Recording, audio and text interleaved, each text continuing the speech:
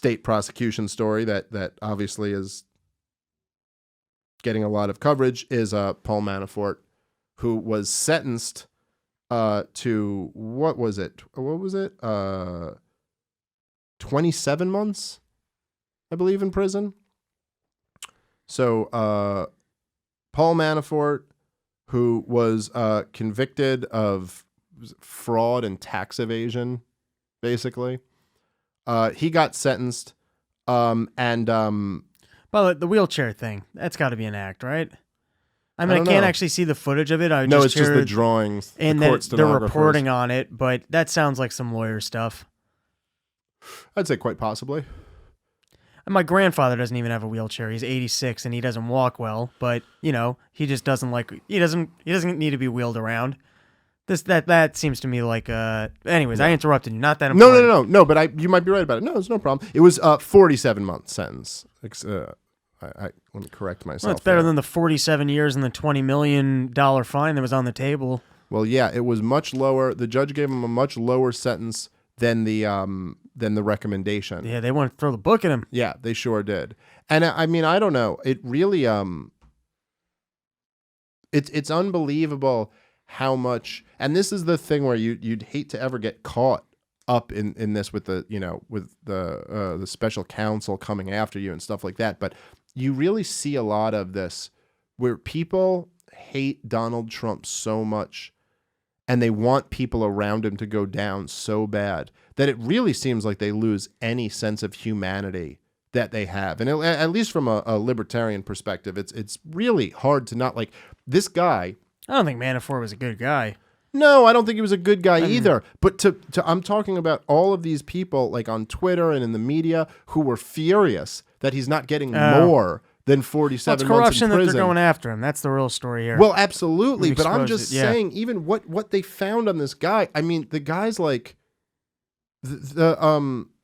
here. Well, I'll try to read up find this tweet. But the idea that you would want somebody who's nonviolent, has never is not a threat to anybody else. And the idea that you would want him to go to jail for more than 47 months, like that's not enough for you. Well, they're not even viewing him as a person. They're viewing him as a pawn, and they want the max sentences possible to make Trump look as bad as possible, because it's all about if government had to sentence one of his people to 42 years in jail, clearly horrible things happened here.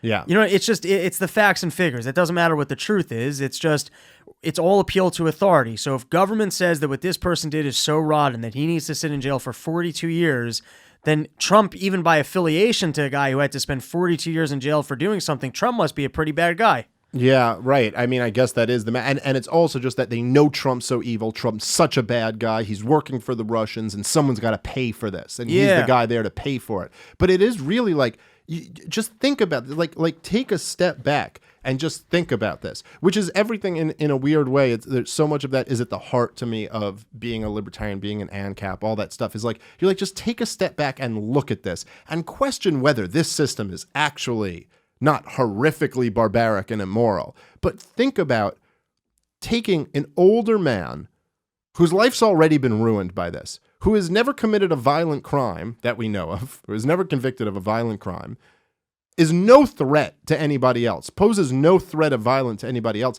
and locking them up for 47 months.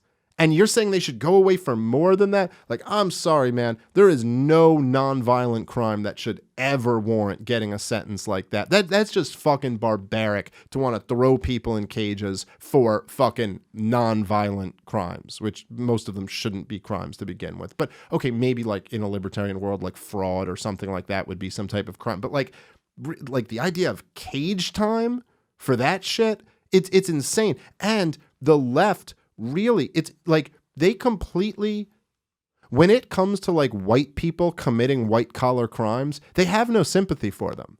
There's nothing. It's like if this was like a fucking, I remember back when stop and frisk was a big highly debated policy in New York. And the courts ruled against it, and I was glad they did. I was always against stop and frisk. I don't understand how you could be a libertarian and not be against stop and frisk. It is literally the state just harassing and humiliating people for nothing, literally for just being like, oh, we just decided we're going to stop you right now. And it's an illegal search and seizure. It's horrible. I was completely against it.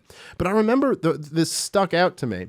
And sometimes you don't pick up on you don't pick these fights when someone's more or less on your side of the issue. But all the Democrats who were against stop and frisk, their complaint about it was not that it was a violation of people's freedom. Their complaint was that it was racist. And they would drill this home over and over again. They'd be like, did you know in stop and frisk, like 86%, whatever the numbers were, like 86% of the people stopped are either, black or Hispanic or blah, blah, blah. And it always stuck with me like, well, there's a problem with this line of thinking, because the implication is almost that if we got the ratio right, you wouldn't have a problem with stop and frisk. Right? Yeah. Because if you're saying, oh, well, if only 13% of the people stopped were black and 64% were white and 10% were Hispanic, or, if it lined up exactly to what the population is, then you wouldn't have a problem with it. But of course, I'd still have the exact same problem with it. I don't care if it's 100% black people or 0% black people. It's either a violation of people's rights or it's not.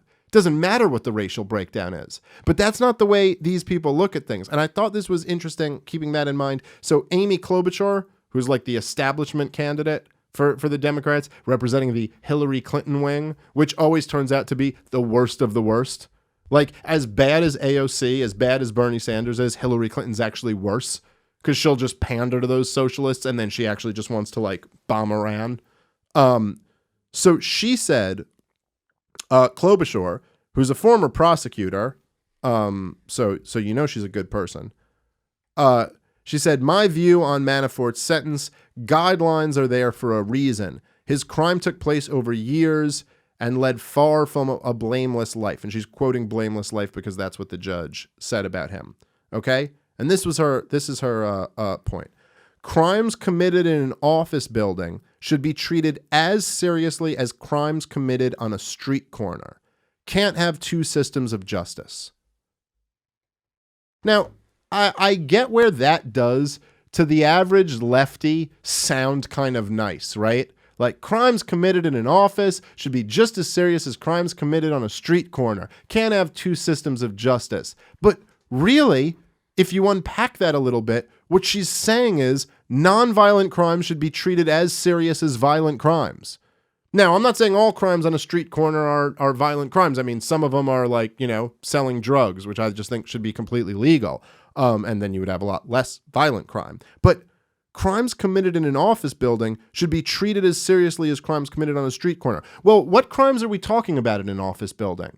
Are you talking about stabbing someone in an office building? Because that is treated just as seriously as stabbing someone on a street corner. It's the same crime. Gets the exact same sentence. Shooting up an office building, that would get the same sentence as shooting someone on a street corner. There is no difference there. What she's saying is that insider trading doesn't carry as much of a fucking sentence as stabbing someone on the street. Like, are you serious with this shit? You think somebody who never harmed anybody else, who didn't aggress against anybody else, should be locked in a cage the same way as a murderer should? Like, office crimes and street crimes are different. I'm sorry. But this is their attitude. And obviously, there's a little bit of, like, a racial undertone to that. They're basically going like, well, if it was a black guy on a street corner, they'd be fucking throwing the book at them. It's like, yeah, because black guys on street corners are killing each other. That's why you're throwing the book at them. These are two different universes. So anyway, that is my first take on the on the whole thing.